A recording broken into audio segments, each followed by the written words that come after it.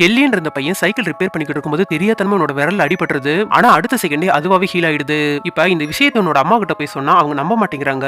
அதனால ஒரு லைட்டர் எடுத்து இவனோட கையை இவனே சூடு வச்சு காட்டுறான். ஆனா அப்ப கூட இவனுக்கு வலிக்கவே இல்ல. ஒரு சின்ன காயம் கூட படல. இப்ப அடுத்த நாள் இவன் ஸ்கூலுக்கு போனா எப்பயுமே இவனை புள்ளி பண்ற ஒரு பையன் இவங்கிட்ட வழக்கம் போல வந்து வம்பிழுக்க ஆரம்பிக்கிறான். அப்போ கீழே கடந்து ஒரு கட்டையை எடுத்து கெல்லி அடிக்கிறான். ஆனா இவனுக்கு இவனே அடிச்சுக்கிட்ட மாதிரி இவனோட தலை தான் வலிக்குது.